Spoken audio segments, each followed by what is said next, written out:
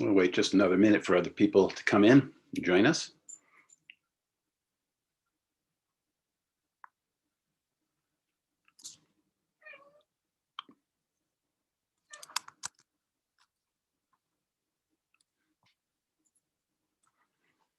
I have a little company this morning.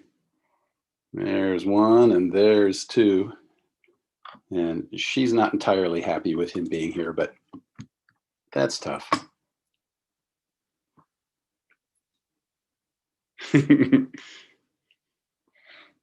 Yep. It's good to have company.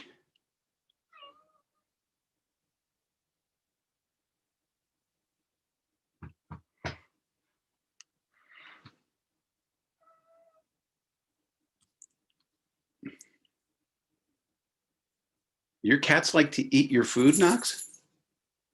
All the time. Oh, Well, my one cat, she likes to, when we're eating at the table, she likes to come up and then get her face as close as she can to my food and then try and steal it from me. And then my other cat will rude. get onto the counter just to eat broccoli. That's all he eats is greens. You have a veggie cat? Yeah, he'll eat the leaves off of my Brussels sprouts. Oh, how funny. My cat does not at all care about my food, but my dog will. Yeah, well, mine too. That's because their dog. Oh, cat just took off. Well, I'm going to wait 30 more seconds, see if anybody else joins us. We have 15 of you guys, and there's 8 to go. Do you guys have a good break?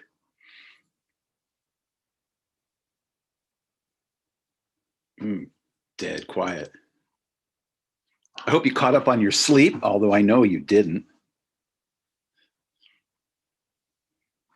Am I right? So you guys, are you guys more tired now than before we left? I mean, waking up at 7 o'clock is always going to make me tired, but Yep. Well, okay, Walter. No, I gotta do something else now, Walter. Excuse me. My dog is objecting. So we have 5 weeks left. And in the 5 weeks that we've got, in terms of timeline, we are going to get up to the beginning of the Civil War. And I'm not going to spend a lot of time actually in this class talking about the Civil War itself, because what I'm interested in is what leads up to the Civil War and then what happens after the Civil War. Civil War is horrible and bloody and had some pretty important effects, but mostly you know which side won. And the effects of the war afterwards will be what we're going to start with next semester. The last thing that I had you guys do as far as work, we had talked about Seneca Falls and the first Women's Rights Convention. I wanted to just dovetail for a moment just to show you, history and culture have really, really deep tap roots that go way, way, way down.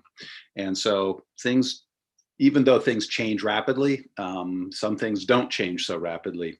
And make sure that I'm up for this. Hold on a second.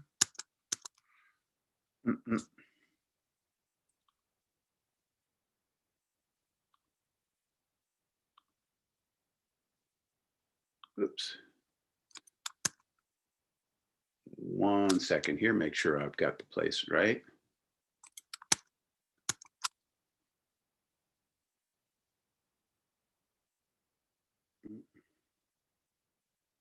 Where did I do with it?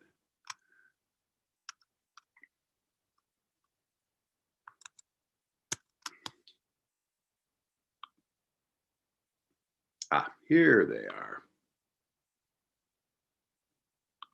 So I want to show you guys headlines from very recent, having to do with the COVID crisis and effects that it's had, especially on women.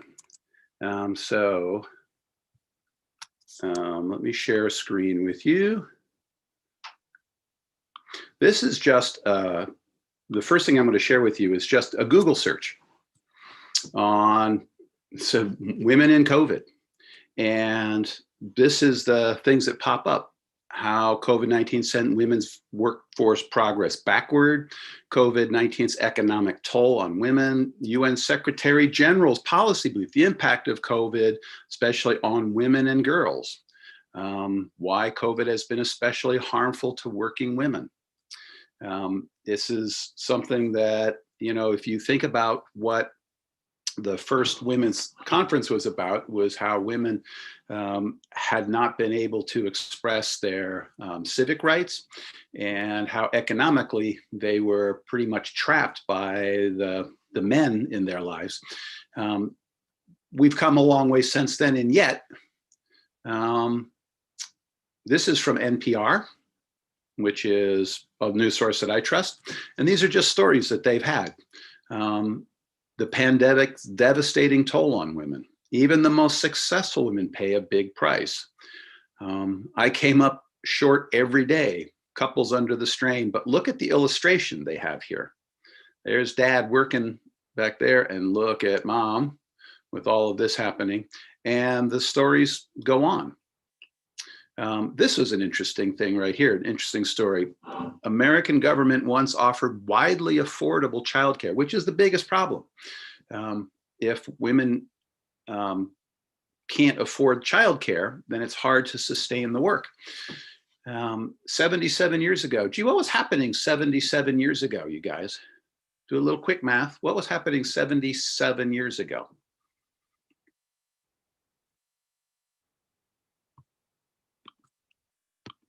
And in the chat, World War II. Thank you, Makiko. So World War II, our country deemed the emergency sufficient enough that the government made affordable childcare available. But since then, we have not deemed it a political priority. Yeah, I wanted just to show you that, because as much as we have changed, some things really haven't changed that much. One of the things that the long-term effect of this is that if you miss several years, if you're a woman in a career and you step back from that for several years, you've lost the money that you would have earned during those years.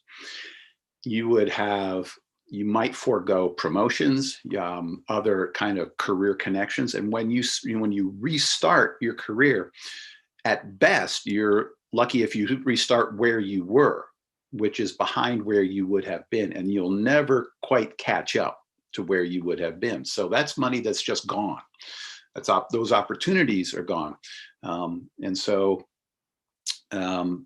of the situation today is that the workforce is not equitable. And so who takes care of the children? What happens when children cannot go out of the house? Still primarily falls on the domestic sphere, which is still primarily women's roles. And so if y'all need to know something that politically has to change in the next several years, decades, that's it. And guys have to step up and in the domestic sphere. So something for you guys as you become adults and voters, something to advocate for, especially in work sites, which is gender equity in work sites.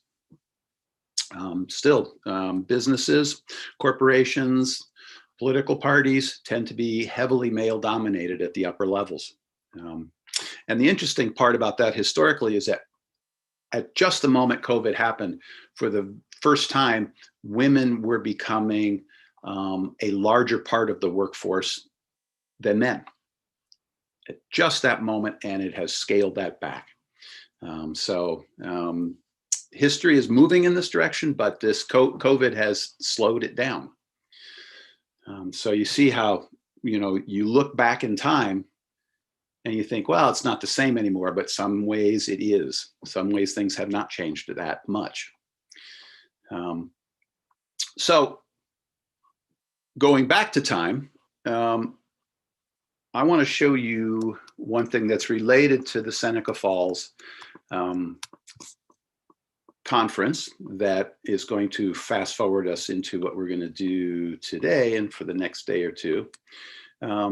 This is the honor roll, signatures to the Declaration of Sentiments, which we looked at. The Declaration of Sentiments being taken right out of the Declaration of Independence. These are the women that attended. These are the men.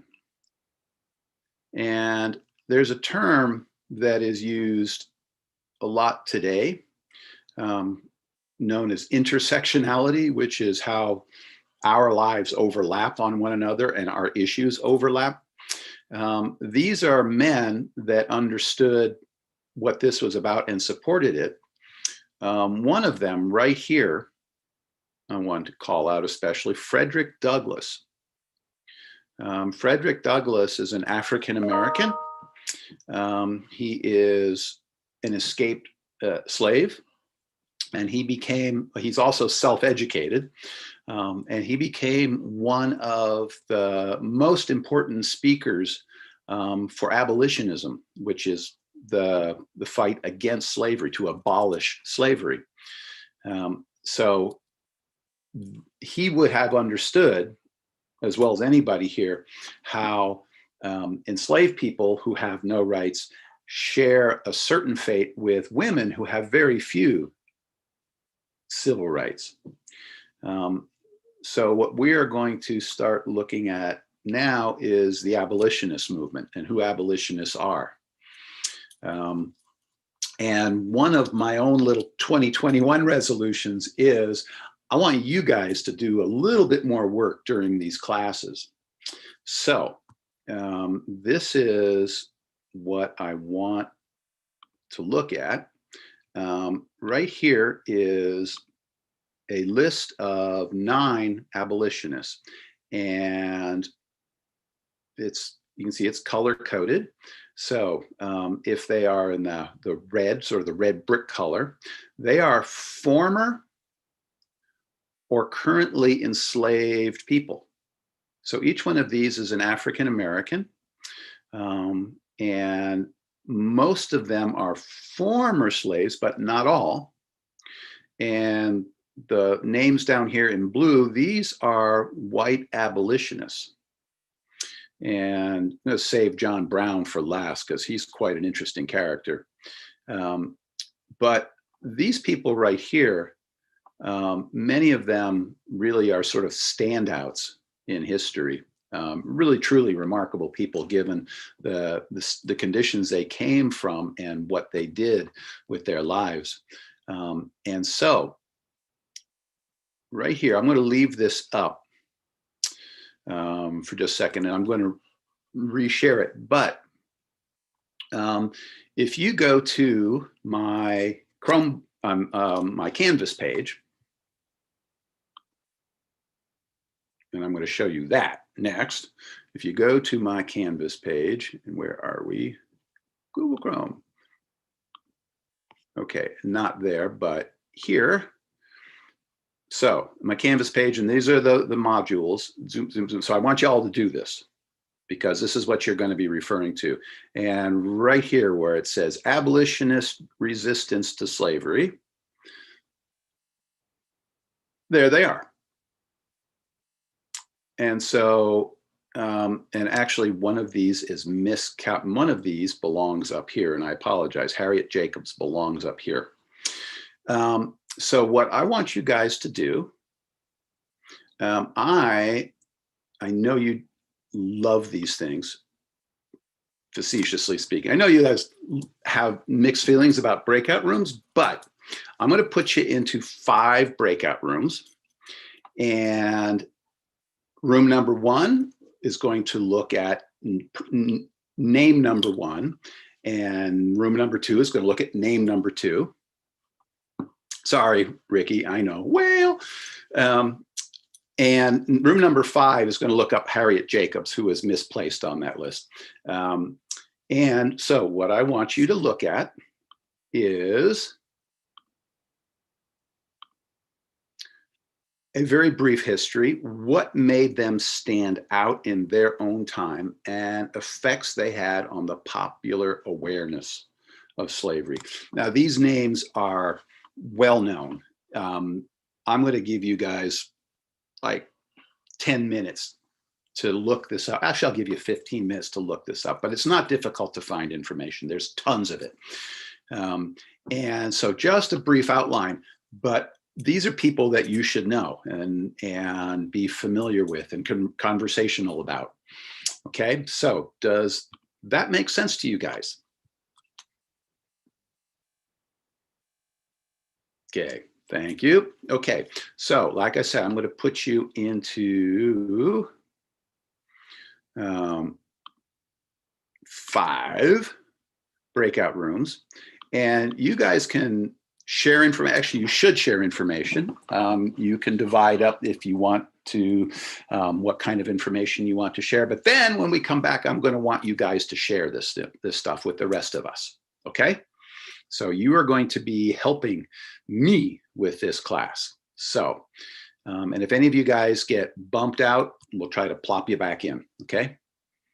So, like I said, I'm going to give you 15 minutes, and I'm going to get my timer out here. So it's 8:48, so it'll be just after 9 o'clock. So on your mark, get set, go.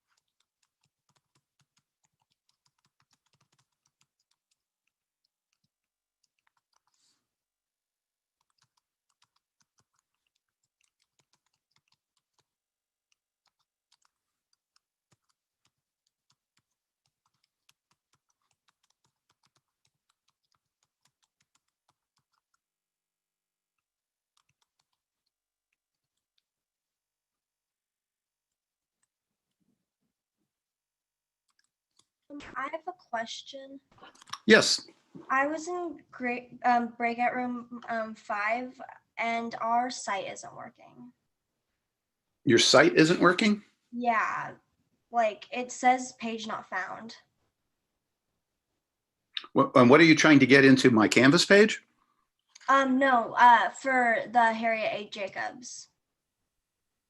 All you need to do, what I want you to do is look up Harriet Jacobs.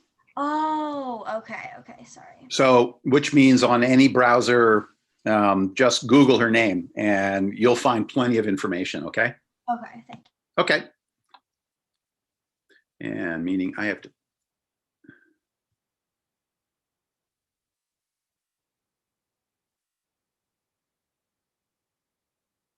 Okay.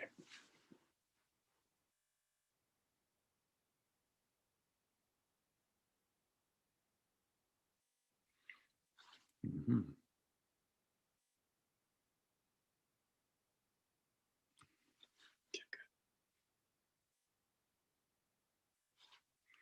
Mr. Goshall, so Yes.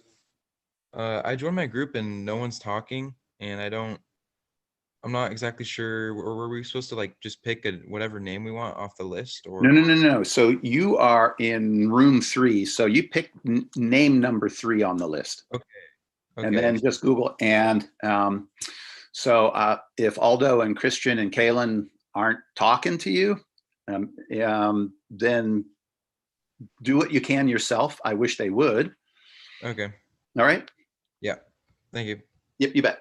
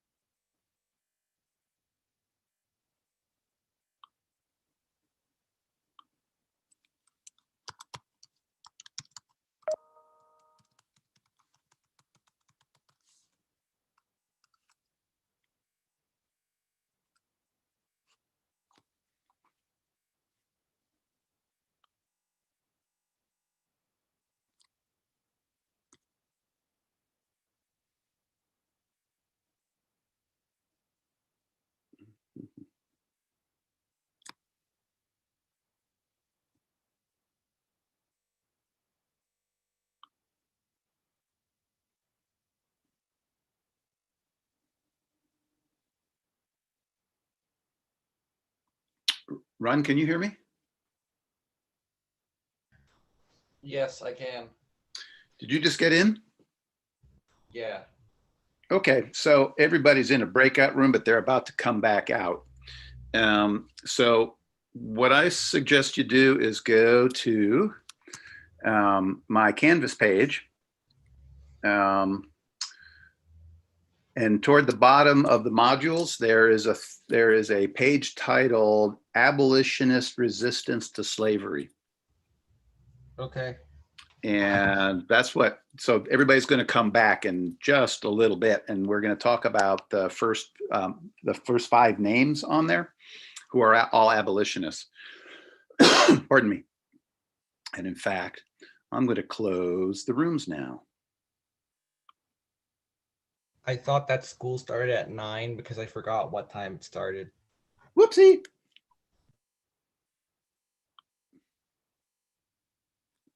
Yeah, welcome to 2021. Welcome back, people. And since you're coming back, I'm going to go fix that entry.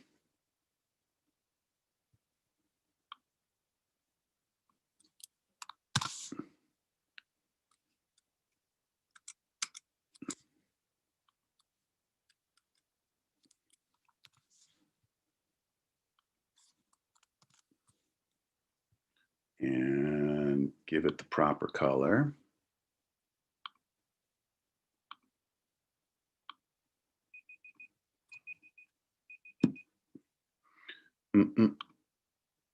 There we go. Now everybody's got the proper colors. So, welcome back, y'all. So, hope you guys found out enough stuff that you can tell us. And because I'm clever, I have copies of who's in whose rooms. So, room number 1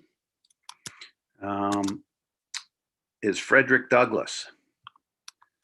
And so Ava, Leo, Noah, and Ricky, tell us, one of you guys tell us about who Frederick Douglass is. Wow, so Ricky just popped it into the text. Now you just copied and pasted this from where? Nope, you rewrote this all yourself. All right, so wrote most of what I read on my own way. Okay, thank you. I appreciate that. Has a black mother and a white father. So what does that mean about the white father? Who is that white father, or what is he?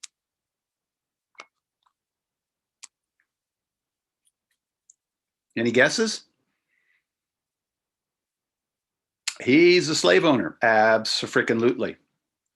So, which was a very, very common thing to happen.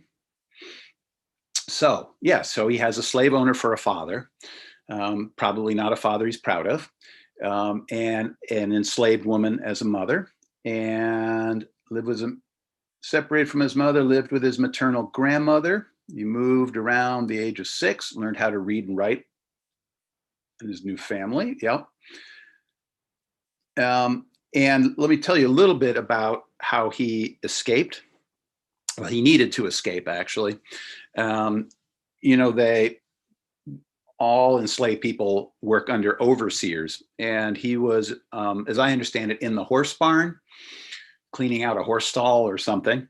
And the overseer was there, and the overseer was being his usual oppressive self, and said something to Frederick, or did something to Frederick. I don't know what, but Frederick snapped and said, "That's it." And he beat up the overseer.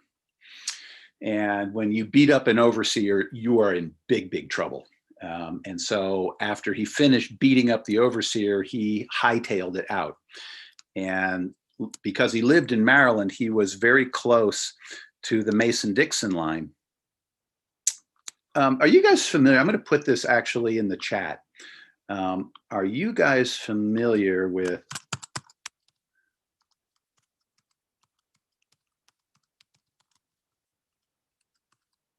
that term, the Mason-Dixon line? Do you know that term?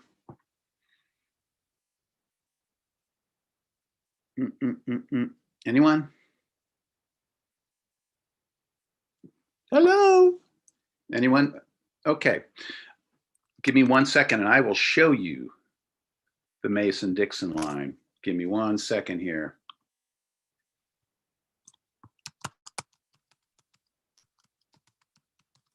It's on a map, of course,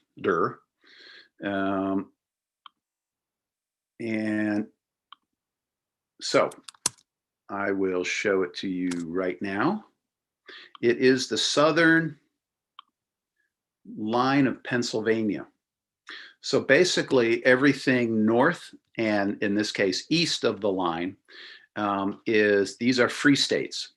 And everything below that is a slave state. Of course, Ohio is a free state, but Virginia, Maryland, and further south, those are slave states. So to get out of a slave state, you have to cross the Mason-Dixon line. And that line is named after the surveyors who laid out the southern line of Pennsylvania back in the 18th century. So Frederick Douglass was enslaved in Maryland. So fortunately, he's not that far from the Mason-Dixon line, and he got across it.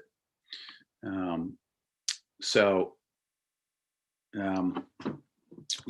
anyway, that's the Mason-Dixon line is a term that you guys should remember because it's commonly referred to as shorthand for getting across into a free state. Doesn't mean that you're safe because the laws say you are supposed to return escaped slaves, fugitive slave law, but at least temporarily.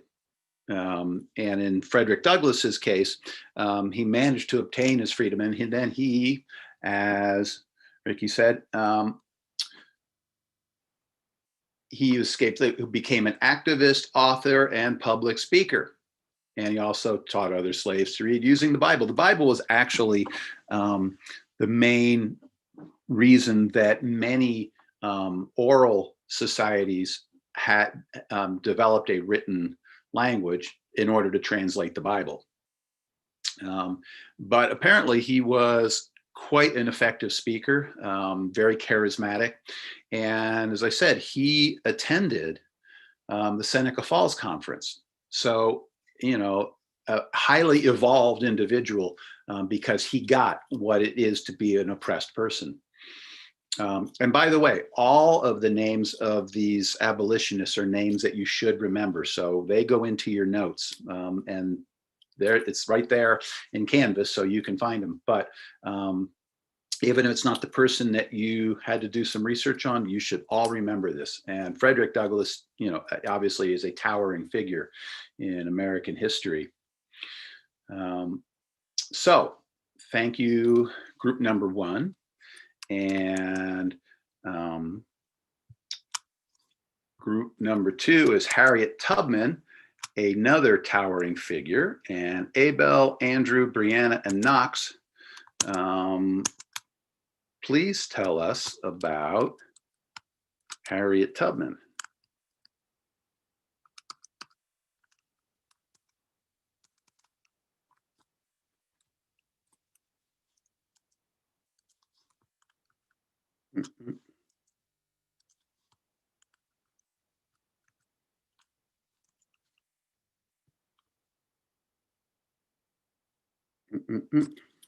Anyone? Who's Harriet Tubman? Songs have been written about her. Abel, Andrew, Brianna, Knox. She was like an activist, if I remember correctly.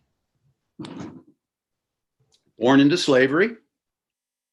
Yep. So thank you, Knox. And Harriet was a name that actually she chose herself, as I understand it. Why do we remember her? Conductor on the Underground Railroad. And we're going to talk about the Underground Railroad in more depth, but so she's born into slavery. How do you go from being an enslaved person to a conductor on the Underground Railroad? She freed 70 enslaved people. Yes, she did. Probably one of the most courageous people that I can imagine anyone being. So any of you four, so scout, spy, guerrilla, soldier. Yes, she did for the Union Army. She was a major spy for the Union Army. So she especially disguised herself as an old woman oftentimes and would walk right through Confederate Army forces, looking like an old slave woman. What was it that motivated her to start trying to free other enslaved people? Any of you guys find that out? Her brothers were going to be sold, and so she took action. Exactly. Thank you. She went back to find her brothers, and then kept going back. So imagine that you've escaped once and you've crossed the Mason-Dixon line and you're at least somewhat free, and then deciding to go back down and bring more fugitive slaves north. And then you've done that twice, and then you go back down again. So every time she goes back down, of course, she is in danger for her life. If she gets caught, she is in mortal danger. And she goes back down again and again and again. And actually, the number that you cite, Knox, that she freed 70 enslaved people, the number is uncertain, obviously, because nobody was at the border checking them off. Somewhere between 70 and like up to several hundred.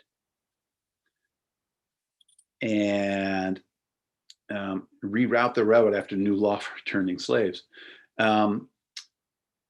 So she was one of the people. The Underground Railroad, of course, is an underground network of people, and we don't mean literally underground, but a quietly, secretively agreeing group of people that they are going to help fugitive slaves get north and preferably get to Canada, where they really are free. And all of these people are breaking the law. So all of this is an act of civil disobedience. But imagine the courage it takes to go back down again and again and again and again. And she never lost what they call her passengers. She never lost a single one of them. Right? So how a person has that much courage, I'm not entirely sure. I'm guessing she probably felt that there was a higher force that didn't let her do anything else. And she must have been an absolute master of masquerading and costuming to keep from being recognized, because everybody was looking for her. And she wound up dying a free woman. There are songs, like I said, there are songs, I believe there's a movie about her now.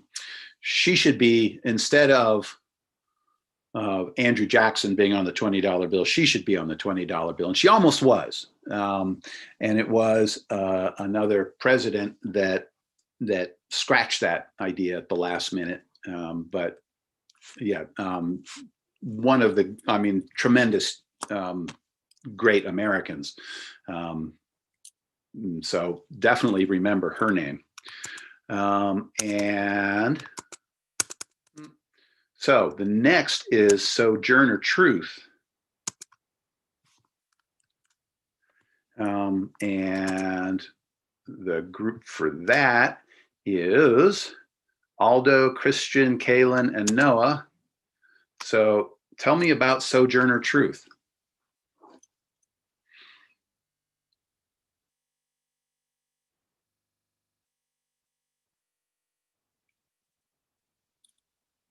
So Aldo, Christian, Kaylin, Noah, who is Sojourner Truth?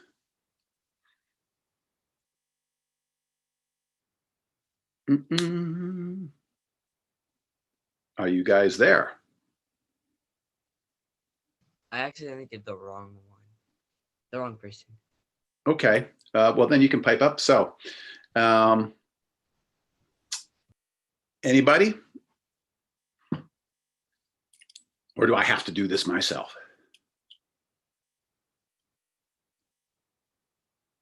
You thought you were Nat Turner. Okay, well, you guys can speak up for Nat Turner.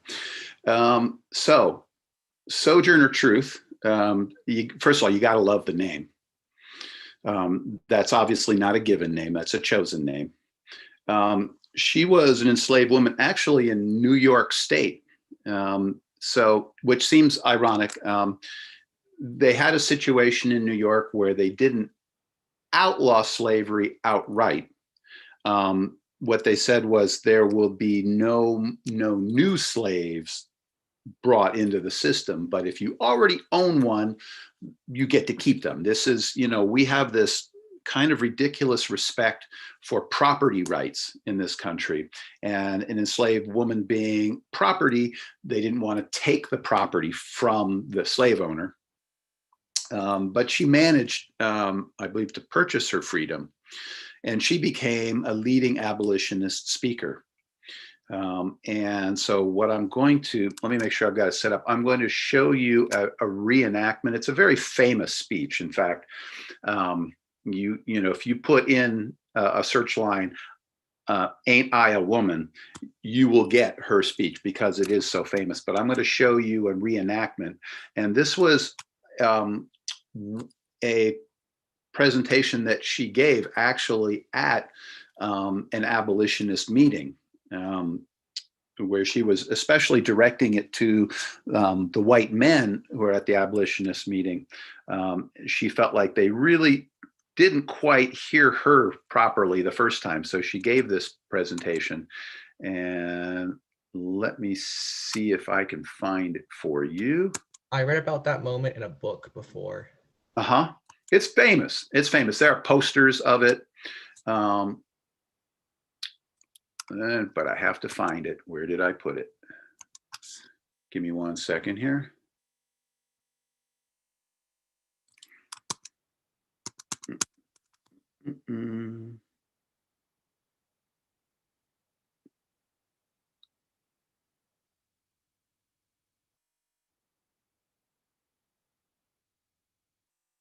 Here it is.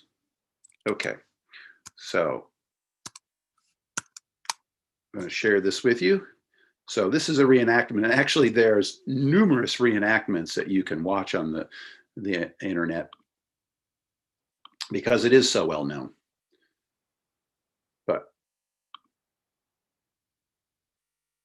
And we're going to close caption this so you can read the text.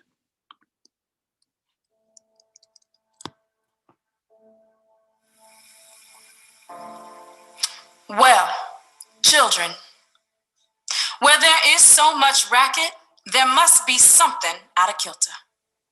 I think that twixt the Negroes of the South and the women at the North all talking about rights, the white man will be in a fix pretty soon. But what's all this here talking about? That man over there says that women need to be helped into carriages and lifted over ditches and to have the best place everywhere. Nobody ever helps me into carriages or over mud puddles or gives me any best place. And ain't I a woman? Look at me. Look at my arm. I have plowed and planted and gathered into barns, and no man could head me. And ain't I a woman? I could work as much and eat as much as a man when I could get it, and bear the lash as well. And ain't I a woman? I have borne 13 children and seen most all sold off to slavery.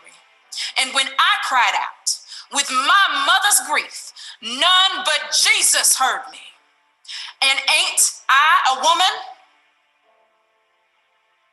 Then they talk about this thing in the head. What's this they call it? That's it, honey. What's that got to do with women's rights or Negro rights?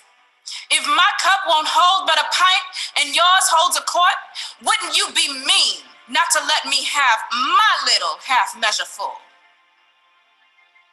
When that little man in black there, he says women can't have as much rights as men because Christ wasn't a woman. Where did your Christ come from? Where did your Christ come from? From God and a woman. Man had nothing to do with him. If the first woman God ever made was strong enough to turn the world upside down all alone, these women together ought to be able to turn it back and get it right side up again. And now they is asking to do it. The men better let them. Obliged to you for hearing me. And now old Sojourner ain't got nothing more to say.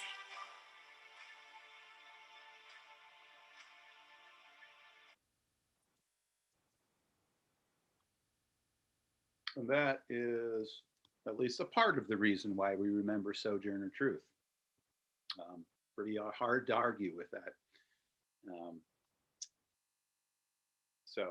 And you can see the intersectionality there too, because she's not just coming from the position of an African American, she's coming from the position of a woman.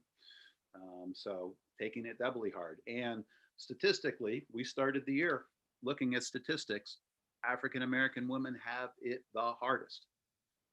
And COVID has underlined, exclamated point that effect. So that is Sojourner Truth. And we have just a few left. So give me 1 second here. Nat Turner is next, and room 4 is Allison, Cass, Erica, and Makiko. So what do we know about Nat Turner? Oh, Allison, thank you, popped it up so you guys all see. Excellent, thank you guys. So Allison and Cass both chime in here. Born into slavery, learned how to read from the plantation owner's son. And by the way, one of the reasons after this event that laws were passed making it illegal to teach an enslaved person how to read was because of this. You can trace the laws going right up to the moment of the Civil War, further repressing things that African Americans were allowed to do, because giving them the ability to do that gave them more ability to rebel. And so you can follow the tensions as they ratcheted up by the laws that come down harder and harder and harder. So oppressive legislation removed more rights of enslaved people. Thank you for saying that. Laws prohibited education, movement, assembly. Many believe Nat Turner to be chosen by God to lead them from bondage. Yeah, Nat Turner had visions and was very strongly religiously motivated and thought God had actually chosen him to lead his people out of slavery. And yes, a solar eclipse. Solar eclipses, by the way, you guys probably have heard this before, but solar eclipses, celestial events were seen kind of universally as signs from God or the heavens that something was going to happen. And usually something, people were very afraid of what might happen, but for Nat Turner, this was the sign that this was the moment to start his rebellion. And yep, recruited 75 other enslaved people. Cass added in here, it debunked the white Southern myth that enslaved people were content with living in bondage. Absolutely. And so, got a group of people, right? Slaves to join him. many of them on horseback. And what they would do is grab weapons as they went, and they went from plantation to plantation and killed the slave owners and encouraged the slaves of the plantation to join them. And eventually, such things don't lead to a good end, obviously, because organized militias will finally confront them, and which is what happened. And Nat Turner was eventually caught and hanged. And in the overreaction, because of the fear it generated,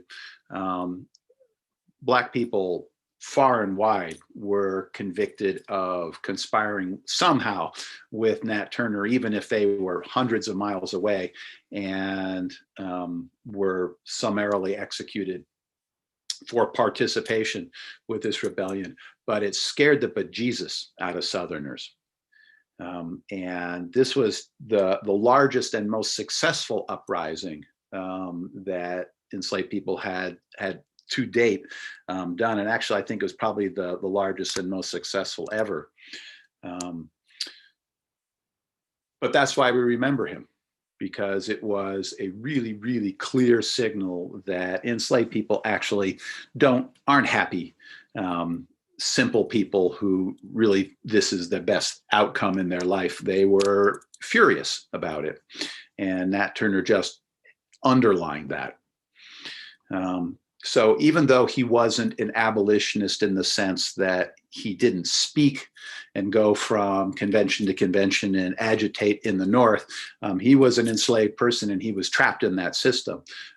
He certainly brought to the fore the fact that if you are treated cruelly, you might respond in kind to the people who are enslaving you.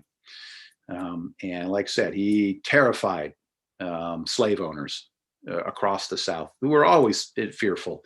So one of the things that abolitionists pointed out over and over again is that when you enslave people, you create a society around you that basically is a police state.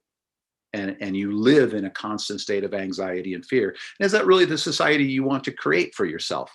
And the South just kept doubling down on that. Yes, thank you for telling us about Nat Turner. And you guys actually, thank you to Allison and Cass. You guys can actually copy the text they put there and keep that in your notes, because that's good information. And the last person in this list is Harriet Jacobs. And Courtney, Henna, Lucy, and Sam,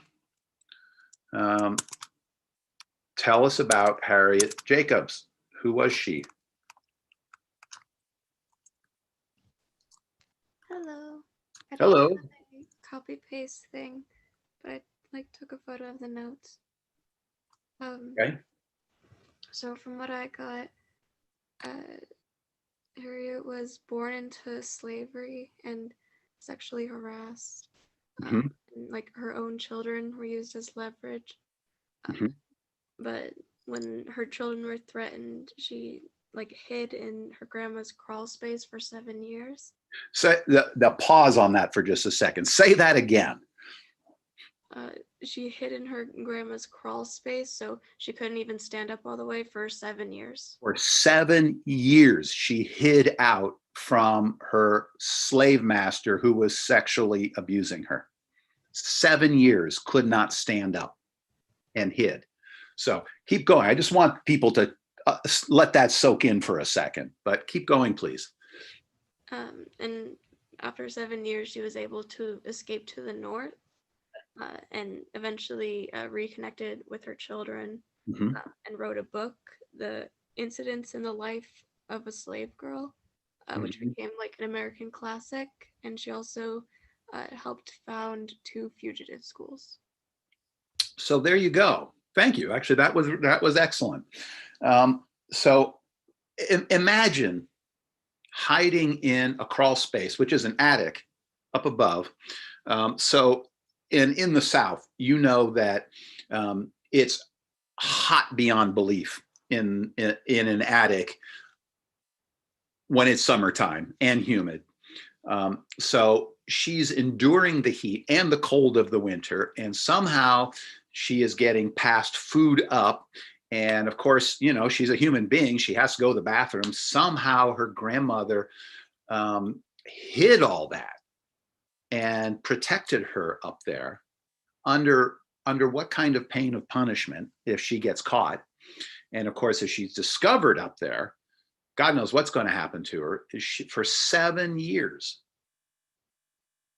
and then manages to escape, and then manages to write a book, which means, of course, she's educated. She's learned how to read and write and become articulate, and tells the story. And of course, the book then fuels the abolitionists, because this is just one more bit of evidence of an individual's life and how cruel the system is. So all of these people come out of severe oppression to become really sort of towering figures, right? And you know, think about, you know, if they can do it, anybody can rise up out of horrible conditions. But these people had the most oppressive situations, and managed to do something about this and turn it into something, you know. For Nat Turner's situation, obviously there's no good outcome, but he illustrated the problem that was oppressing him the most. And the other four became major spokespeople. You know, so the degree of courage and fortitude and just can't stop themness is incredible. And that's why we remember them today. And so I want all of you guys to make notes on them. And we're going to look at the other four, who are white abolitionists. And so on Thursday, we're going to look at them. And we're also going to look at the role that religion played in this, because most of the whites that were involved, especially early on, were evangelicals. And they were, and their mission, their religious mission, motivated them to oppose slavery in any way that they could. And so I want to look at the role of religion for that. And I also, to be fair, want to look at the role of religion in how it sustained slavery, because it worked on both sides of the Mason-Dixon line. So that's what I wanted to do with you guys today. And that's what we're going to do on Thursday. So unless there's any questions, that's class for today. Okay. So I'll see you guys on Thursday then. All right. Take care of yourselves. Stay safe. And the sun is just starting to come up. It's just starting to get light outside. We'll see you on Thursday. Thank you.